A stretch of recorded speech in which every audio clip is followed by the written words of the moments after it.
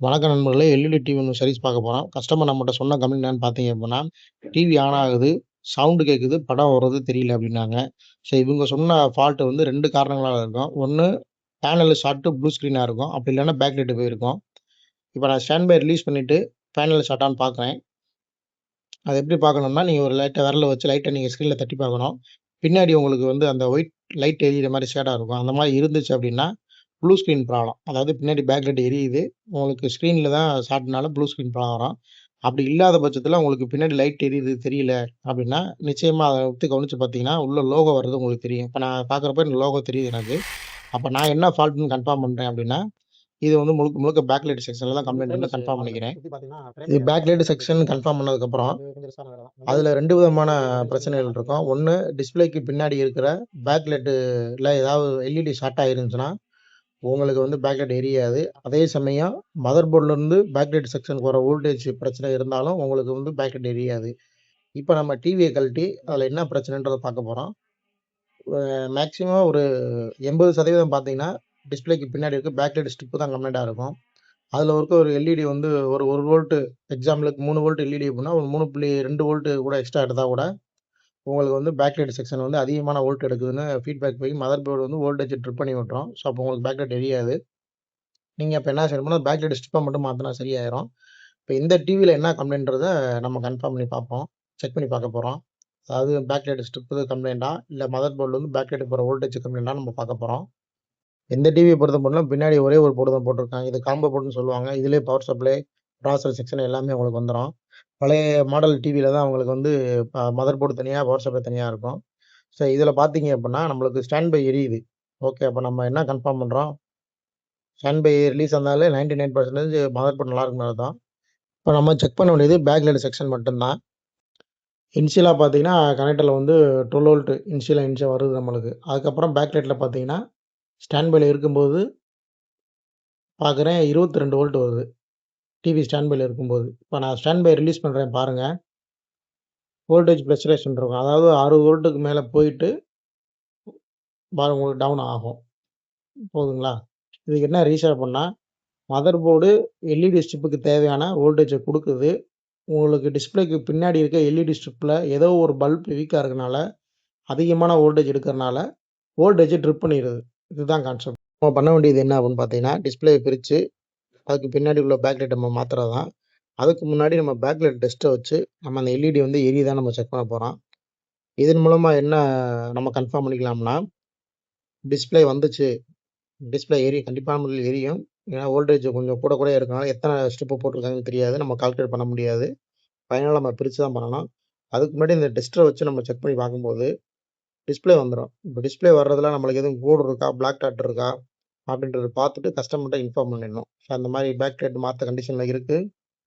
Back light மாத்தணும்னா டிஸ்ப்ளேல இந்த மாரி கோடு இருக்கும். கோடு வர்றது, பிளாக் டாட் வர்றதெல்லாம் ஆல்ரெடி அவங்க பார்த்துருப்பாங்க. இருந்தாலும் நம்ம ஒரு தடவ இன்ஃபார்ம் பண்ணிறணும். ஏன்னா அவங்க என்ன ஃபீல் பண்ணுவாங்க, திடீர்னு பிளாக் டாட் வருது, கோடு வருதுன்னா, நான் வேற வேற டிவியே வாங்கிருவேன் அப்படின்ற மாரி அவங்க கான்செப்ட்ல இருப்பாங்க. எதுனாலும் ஸ்டெப் பை ஸ்டெப்பா நான் அவங்ககிட்ட கஸ்டமர்ட்ட இன்ஃபார்ம் பண்ணிட்டு, நம்ம பார்க்குறது தான் நம்மளுக்கு சேஃப்டி. இல்லன்னா நம்ம பார்த்த வேலை வந்து வேஸ்ட்டா போயிரும். பாருங்க பேக் லைட்டுக்கு தனியா நான் வோல்டேஜ் குடுத்துட்டேன். இப்ப ஸ்டாண்ட் பை ரிலீஸ் பண்றேன். இப்ப நம்ம டிஸ்ப்ளே வந்துருச்சு அப்படின்னா, அந்த கோடு வர்றது பிளாக் டாட் இருக்கான்னு கன்ஃபார்ம் பண்ணிடலாம். எல்லாமே நல்லா இருந்துச்சு அப்படின்னா, நம்ம கஸ்டமர்ட்ட தைரியமா சொல்லிடலாம். பேக் லைட் தான் போயிருக்கு. பேக் லைட்ட மாத்துறதுக்கு இவ்வளோ சர்வீஸ் சார்ஜ் ஆகும்ன்னு நம்ம சொல்லிடலாம். இப்ப பார்த்த மாரி டிஸ்ப்ளே நல்லா தான் இருக்கு. ஓகே. கன்ஃபார்ம் பண்ணி கஸ்டமர் இன்ஃபார்ம் பண்ணிட்டு, இதுக்கப்புறம் நம்ம பேக் லைட்ட பிரிச்சு நம்ம பேக் லைட்ட மாத்திரலாம். போர்டுல பார்த்தீங்க அப்படின்னா 2 கெப்பாசிட்டர்ல ஒரு கெப்பாசிட்டர் வந்து பல்ஜ் ஆயிருக்கு. இந்த ஒரு கெப்பாசிட்டர் பார்த்தீங்கன்னா, கரெக்ட்டா பேக் லைட்டுக்கு போற செக்ஷன் தான். நம்ம இதையும் கம்பல்சரியா மாத்திரணும். ஏன்னா பேக் லைட்ட மாத்திட்டு இத மாத்தாம விட்டீங்க அப்படின்னா, இதன் மூலியமா ஃபியூச்சர்ல இந்த செக்ஷன்ல கம்ப்ளைண்ட் வரும். நம்ம ஒரு வேலை பண்ணி குடுத்தோம்னா, அந்த வேலையில திருப்பி ரிட்டர்ன் கம்ப்ளைண்ட் நம்மளுக்கு வரக்கூடாது. அந்த அளவுக்கு நம்ம வேலைய முடிச்சு குடுக்கணும். அப்பதான் நீங்க கஸ்டமர் ரிட்டெயின் பண்ண முடியும். Back light and blue screen display 2க்குமே வந்து கஸ்டமர் ஒரே மாரி தான் சொல்லுவாங்க. டிவிலாம் ஆன் ஆகுது, வாய்ஸ் வருது, படம் வருது தெரியலன்னு தான் சொல்லுவாங்க. இப்ப நம்ம அட்டெண்ட் பண்ணிக்கிறது பேக் லைட் செக்ஷனு. இப்ப அந்த பேக் லைட் செக்ஷன்லயே பார்த்தீங்கன்னா, ஒரு ஃபில்டர் வந்து பல்ஜ் ஆயிருக்கு. அத கழட்டுறதுக்கு முன்னாடி மெயின் ஃபில்டர நம்ம டிஸ்சார்ஜ் பண்ணிக்கிறணும். டிஸ்சார்ஜ் ஆயிருச்சு. இல்லன்னா உங்களுக்கு ஷாக் அடிக்க வாய்ப்பு இருக்கு. தவறுதலா நீங்க தொட்டீங்கன்னா கண்டிப்பா ஷாக் அடிக்க வாய்ப்பு இருக்கு. டிஸ்சார்ஜ் ஆனதுன்னு கன்ஃபார்ம் பண்ணதுக்கப்புறம், நீங்க அந்த மெயின் ஃபில்டர்ல ஒரு ஃபில்டர நீங்க கண்டிப்பான முறையில் மாத்திரணும். அப்பதான் நம்மளுக்கு ரிட்டர்ன் கம்ப்ளைண்ட் வராது. Blue screen display and backlight fault. இப்போ 2க்குமே வந்து கஸ்டமர் ஒரே மாரி தான் நம்மட்ட சொல்லுவாங்க. என்ன அப்டின்னா, வாய்ஸ் மட்டும் தான் வருது, படம் ஓடுறது தெரியல அப்டின்னு சொல்லிட்டு. இப்ப நம்ம அட்டெண்ட் பண்ணிக்கிட்டு இருக்கோம். நம்ம பேக்லைட் செக்ஷன் அட்டெண்ட் பண்ணிக்கிட்டு இருக்கோம். இன்கேஸ் இதே கஸ்டமருக்கு 1 மாசத்துக்கு அப்புறம் உங்களுக்கு ப்ளூ ஸ்க்ரீன் கம்ப்ளைண்ட் வரலாம். அதுல என்ன உங்களுக்கு ரிசல்ட் வரும்? அதே மாரி தான். வாய்ஸ் மட்டும் கேட்கும், படம் ஓடுறது தெரியாது. ஸோ, அப்ப கஸ்டமர் திருப்பி உங்கட்ட ஆர்கியூமென்ட் பண்றதுக்கு வாய்ப்பு அதிகமா இருக்கு. ஸோ, நீங்க எடுக்கிற டிவில என்ன கம்ப்ளைண்ட், அதில அப்ப என்ன வேலை பார்த்துருக்கோம், அப்படின்றத கஸ்டமருக்கு நீங்க தெளிவா சொல்லி புரிய வைக்கிறது ரொம்ப ரொம்ப முக்கியமானது. இப்போ சேம் வேல்யூ கெப்பாசிட்டி நம்மகிட்ட இருக்கு. ஸோ, அதே வேல்யூ கெப்பாசிட்டி நம்ம போட்டு ஆன் பண்ணி பார்க்க போறோம். நம்ம வீடியோ உங்களுக்கு பிடிச்சிருந்தா லைக் பண்ணுங்க, ஷேர் பண்ணுங்க. நம்ம சேனலுக்கு சப்ஸ்கிரைப் பண்ணுங்க. தொடர்ந்து நம்மளுக்கு ஆதரவு கொடுங்க. நம்ம இந்த ஃபில்டர் மாற்றிருக்கோம். இப்போ இந்த ஃபில்டர் தான் உங்களுக்கு என்னென்னு பார்த்தீங்கன்னா, ரோட்டில் அந்த பேக்லைட் செக்ஷனுக்கு மெயினான பவர் இங்கேருந்து போகுது.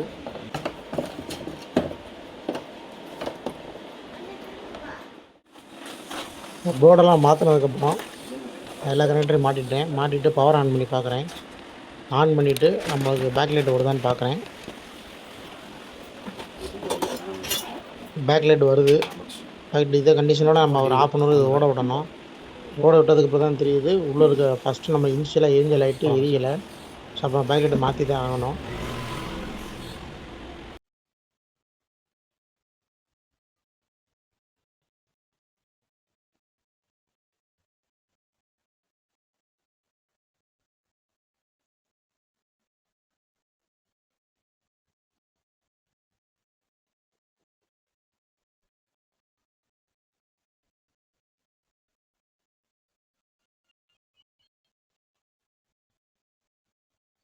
நான் ஏற்கனவே சொல்லியிருக்கேன், இந்த மாடல் வந்து ஃப்ரேம்லெஸ் டிவி. இந்த டிஸ்ப்ளே வந்து ஸோ, அப்போ நம்ம மொபைல் ஃபோனில் டிஸ்ப்ளே எப்படி கழட்டுறோமோ அதே சேம் மெத்தடில் இப்போ நம்ம பழைய வீடியோ பார்த்துருந்தீங்கன்னா உங்களுக்கு தெரியும், எப்படி கழட்டுறது என்னன்னு சொல்லி கொடுத்துருக்கேன். ஸோ, அதே சேம் மெத்தடில் டபுள் சைட் ஸ்டிக்கர் போட்டு ஃப்ரேமில் வந்து இந்த டிஸ்ப்ளே உட்கார வச்சுருப்பாங்க. நம்ம சுற்றி அந்த ஓப்பனர் வச்சு அந்த டேப்பை எடுத்துட்டோம் அப்படின்னா, ஈஸியான முறையில் டிஸ்ப்ளே நம்ம மேலே எடுத்துடலாம். டிஸ்ப்ளே எடுக்கும்போது கொஞ்சம் கவனமா எடுக்கணும். மேலே சீலிங் ஃபேன் ஓடிக்கிட்டு இருந்தால் ஃபேனை ஆஃப் பண்ணிடுங்க. ஏன்னா அது வந்து கண்ணாடி. ஸோ, நீங்க 2 சைடு கைய வச்சு தூக்கும்போது, நடுவுல ஏதாவது சீலிங் ஃபேன் ஓடுனால கூட அழுத்தம் பட்டு உங்களுக்கு பேனல் கிராக் ஆகுறதுக்கு வாய்ப்பு இருக்கு. ஸோ, சீலிங் ஃபேன எப்பயுமே ஆஃப் பண்ணிட்டு தான் நீங்க பேனல பிரிக்கணும்.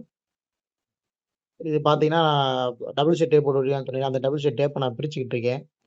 பிரிச்சதுக்கப்புறம் அந்த ரிஃப்ளெக்டர் ஷீட்டு டாப் ஷீட் இருக்கும். அத அப்படியே செட்டு ஃபுல்லா எடுத்துட்டு, இப்போ உள்ள பார்த்தீங்கன்னா, இங்க இருக்கு பாருங்க. இதுதான் வந்து பேக் சைடு ஸ்ட்ரிப்பு. 2 ஸ்ட்ரிப் வரிசையா இருக்கு பாருங்க. இத கழட்டணும்னா, நான் கீழ பாட்டம் ஷீட்ல இருக்க ரிஃப்ளெக்டர் ஷீட்ட கழட்டுறேன். கழட்டுனதுக்கப்புறம் அப்ப இருக்கிறது நீங்க பார்க்குறீங்களே, இதுதான் வந்து பேக்லைட் ஸ்ட்ரிப்பு. இதுல வந்து ஒரு ஸ்ட்ரிப் வீக்கா இருக்குல்ல, 2மே வீக்கா இருக்கான்றத நம்ம பேக்லைட் டெஸ்ட் வச்சு நம்ம பார்க்க போறோம். இப்ப நான் பேக்லைட் டெஸ்ட் வச்சு பார்க்கும்போது, எல்இடில வந்து ஃபர்ஸ்ட் ஸ்ட்ரிப்ல வந்து ஒரு 17 வோல்ட் காட்டுது. வெளிச்சமும் பார்த்தீங்க அப்படின்னா, லைட்டா ஒரு மாரி பிளிங்கரிங் ஆகி வருது. 17.6 வோல்ட் காட்டுது பாருங்க. அடுத்து 2வது ஸ்ட்ரிப்ப பார்க்கும்போது 16.4 வோல்ட் காட்டுது. எனக்கு தெரிஞ்சு 16.6 வோல்ட் காட்டுது. எனக்கு தெரிஞ்சு இப்ப செக் பண்ண ஸ்ட்ரிப் லைட்ல தான் எனக்கு கம்ப்ளைண்ட் மாரி தெரியுது. ஸோ, நம்மட்ட வேற ஸ்ட்ரிப் லைட் இருக்கு. அதுக்கும் இதுக்கும் வோல்டேஜ் பார்க்குறேன். அதுபோக இப்ப நம்மளுக்கு வந்து பழைய அந்த இது வோல்டேஜ் கரெக்ட்டா இருக்கு. இந்த இது கொஞ்சம் ஒரு வோல்டேஜ் கூட எடுக்குது பாருங்க. லைட்டும் பிளிங்க் ஆயிட்டு இருக்கு. அப்ப இதுதான் ஃபால்ட்ன்றத கன்ஃபார்ம் பண்ணிட்டு, அந்த ஸ்ட்ரிப் லைட்டுக்கு பதிலா இத மாத்திர்லாம். மாத்திட்டு நான் ஆன் பண்ணி பார்க்குறேன். 2 ஸ்ட்ரிப் லைட் இதுதான்னு கன்ஃபார்ம் பண்ணிட்டு, அதுக்கப்புறம் தான் நம்ம ரிஃப்ளெக்டர் பேக் ஷீட்ட மாத்தணும். இது ஃப்ரேம்லெஸ் டிவினால நம்ம ஸ்டெப் பை ஸ்டெப்பா தான் பண்ணணும். நான் எல்லாமே ஓகே ஒர்க் ஆகுதுன்னு பண்ணிட்டு நீங்க ஃபுல்லா மாட்டுனதுக்கப்புறம், ஒர்க் ஆகலைன்னா மறுபடியும் நீங்க பிரிக்கணும். அதனால ஸ்டெப் பை ஸ்டெப்பா செக் பண்ணிட்டு நீங்க மாட்டுறது தான் பெஸ்ட்டு. ஃப்ரேம்லெஸ்ஸ பொறுத்த மட்டும். பேக்லைட் ஷீட்ட மாட்டிட்டேன். அதுக்கப்புறம் ரிஃப்ளெக்டர் ஷீட்ட போட்டதுக்கப்புறம் மறுபடியும் நீங்க ஒரு தடவ ஆன் பண்ணி செக் பண்ணிக்கணும். வெளிச்சம் ஈவனா எல்லா இடத்துலயுமே இருக்கா அப்படின்னு பார்த்துக்கிறணும். இந்த ஃப்ரேம சுத்தி பார்த்தீங்கன்னா, டபுள் சைடு ஸ்டிக்கர் போட்டு ஒட்டியிருப்பாங்க. ஸோ, அது நீங்க என்ன ப்ராப்பரா அத கிளீன் பண்ணிறணும். அந்த நீங்க எடுக்கும்போது பார்த்தீங்கன்னா, சின்ன சின்ன டஸ்ட்டா இருக்கும். அத நீங்க ப்ராப்பரா கிளீன் பண்ணீங்கன்னா, அந்த பேக்லைட் ஷீட் மாட்டுனதுக்கப்புறம் உங்களுக்கு அந்த கருப்பு கருப்பா தெரியும். அதனால அத பக்காவா கிளீன் பண்ணிருங்க. இப்ப டாப் ஷீட், ரிப்பேர் ஷீட் மாட்டிட்டேன். மாட்டுனதுக்கப்புறம் பிரைட்னஸ் வந்து ஈவனா இருக்கா, நல்லா வெளிச்சமா இருக்கான்னு கன்ஃபார்ம் பண்ணதுக்கப்புறம், நான் அகைன் வந்து என்ன பண்ணணும்னா, இது ஃப்ரேம்லெஸ்னால ஃபுல்லா டபுள் சைட் டேப் போட்டு தான் ஒட்டியிருப்பாங்க. நான் டபுள் சைட் டேப்ப வந்து சுத்தி பேஸ்ட் பண்றேன். எல்லா கார்னர்லயும் பேஸ்ட் பண்ணா, இதுல தான் ஃபுல்லாவே அந்த எல்சிடி உங்களுக்கு நிக்கிது. டிஸ்ப்ளேவே இதுல தான் நிக்கிது. அப்ப இத நம்ம ப்ராப்பரா பேஸ்ட் பண்ணணும். எல்லா சைடும் பேஸ்ட் பண்ணதுக்கப்புறம், ஒரு தடவ டஸ்ட்லாம் கிளீன் பண்ணிட்டு, நான் டிஸ்ப்ளே உட்கார வைக்கிறேன். டிஸ்ப்ளே உட்கார வைக்கும்போது பாருங்க, மெயினா நம்ம மொபைல் ஃபோன்ல டிஸ்ப்ளேல எப்படி எல்சிடி ஃபிட்டிங் பண்றோமோ, அதே சேம் ப்ராசஸ் தான். ஸோ கரெக்ட்டா பார்த்துட்டு, எடுக்கிறதுக்கு முன்னாடி டிஸ்ப்ளேய ஒரு தடவ கிளீன் பண்ணிறணும். ஏன்னா, அதிலேயும் அந்த டபுள் சைட் டேப் ஒட்டு கார்னர்ல இருக்கும். அதையுமே நம்ம பக்காவா கிளீன் பண்ணிட்டு, டிஸ்ப்ளே உட்கார வைக்கிறேன்னு பாருங்க. கரெக்ட்டா அந்த எட்ஜ் டு எட்ஜ் மட்டும் நீங்க கனெக்ட் பண்ணிட்டீங்கன்னா, மத்ததெல்லாம் ஈவனா உட்காந்துரும். டிஸ்ப்ளே மாட்டுனதுக்கப்புறம் நீங்க என்ன பண்ணணும், ஒரு தடவ ஆன் பண்ணி செக் பண்ணிக்கிறணும். இப்ப இந்த எட்ஜ் டு எட்ஜ் ஷீட்டிங் வந்து ப்ராப்பரா இருக்கான்னு செக் பண்ணிக்கிறணும். செக் பண்ணிட்டு அப்ப இந்த டிஸ்ப்ளே ஆன் பண்றேன். வெளிச்சம் ஓகே ப்ராப்பரா இருக்கு நம்மளுக்கு. இதுக்கப்புறம் பேக்கிரவுண்ட்ல எதுவும் மேஜர் ப்ராப்ளமா இருக்கான்னு அதையும் செக் பண்ணிறணும். செக் பண்ணிட்டு ஓகே கன்ஃபார்ம் பண்ணதுக்கப்புறம் நம்ம மாட்டிக்கிறோம். ஃப்ரேம்லெஸ்ஸ பொறுத்தமட்டிலும் நம்ம ஸ்டெப் பை ஸ்டெப்பா எல்லாத்தையும் செக் பண்றது தான் நல்லது. ஏன்னா ஒன்ஸ் மாட்டிட்டு நீங்க திருப்பி பிரிச்சீங்க அப்புட்ன்னா, பேனல் ஃபினிஷிங் போயிரும். ஆல்ரெடி ஒரிஜினலா போட்டிருக்காங்க. இத நம்ம கழட்டி மாட்டும்போதே ஓரளவுக்கு பெட்டரா தான் இருக்கும். இத மறுபடியும் நீங்க பேனல பிரிச்சு மாட்டீங்கன்னா, அந்த ஃபினிஷிங் இருக்காது. ஸோ அதனால நம்ம ரொம்ப கவனமா மாட்டுறதுக்கு முன்னாடி எல்லாத்தையும் செக் பண்ணி மாட்டிறணும். எல்இடி டிவிய பொறுத்தமட்டிலும் டிஸ்ப்ளேல வந்து ஒரு 5 விதமான கம்ப்ளைண்ட் வரும். 1 பிளாங்க் ஸ்க்ரீனு, 2வது பேக் லைட்டு, 3வது டிஸ்ப்ளே கூடுதலா விழுகுறது, 4வது பார்த்தீங்கன்னா பிக்சர் ஜம்பிங்கு, 5வது நெகட்டிவ் பிக்சர். இது எந்த விதமான கம்ப்ளைண்ட் வந்தாலும், அதில என்ன பேனல் போட்டிருக்கோ, அந்த பேனல பொறுத்து நம்ம சர்வீஸ் பண்ணி குடுத்துக்கிட்டு இருக்கோம். இந்த வீடியோ பார்க்குற உங்களுக்கு ஏதாவது டிவி சர்வீஸ் பண்ணணும்னா, ஸ்க்ரீன்ல தெரியிற நம்பருக்கு கால் பண்ணுங்க. இது எட்ஜ் மாடல்னால நம்ம டபுள் சைட் டேப் போட்டு ஒட்டியிருக்கோமா இல்லையா? ஸோ, அதனால நம்ம என்ன பண்றோம்னா, மேல வந்து இந்த மாரி ஒரு டேப் போட்டு ஃபுல்லா ஒட்டிடுறோம். இது பெர்மனன்ட்டா வச்சுக்கிட்டாலும் ஓகே தான். டெம்பரவரியா வச்சுட்டு அதுக்கப்புறம் எடுத்தாலும் ஓகே தான். அந்த டபுள் சைட் டேப் ஒட்டுறதுக்கு உங்களுக்கு யூஸ்ஃபுல்லா இருக்கும். இப்ப எல்இடி டிவில போர்டுன்னு பார்த்தீங்கன்னா, பழைய மாடல்ல பவர் சப்ளை தனியா வரும். மதர் போர்டு தனியா வரும்னு சொல்லியிருக்கேன். இப்போ வரதுல காம்போ போர்டு தான் வருது. இப்போ காம்போ போர்டுல பிரைமரி, செகண்டரி செக்ஷன் எதுல கம்ப்ளைண்ட்னாலும் சிறப்பான முறையில சர்வீஸ் பண்ணி குடுத்துருவோம். இந்த வீடியோ பார்க்குற நண்பர்கள் நம்ம வீடியோ புடிச்சிருந்துச்சுன்னா, கண்டிப்பா லைக் பண்ணுங்க, சப்ஸ்கிரைப் பண்ணுங்க. இத கத்துக்கணும்னு ஆர்வம் உள்ளவங்க நான் உங்க நண்பர்களுக்கு ஷேர் பண்ணுங்க. சர்வீஸ் பண்ணணும்னா ஸ்க்ரீன்ல தெரியிற நம்பருக்கு கால் பண்ணுங்க. நம்ம கடை லொக்கேட் இருக்க இடம் வந்து தங்கமணி நகர் ஒய் ஒத்தக்கடை.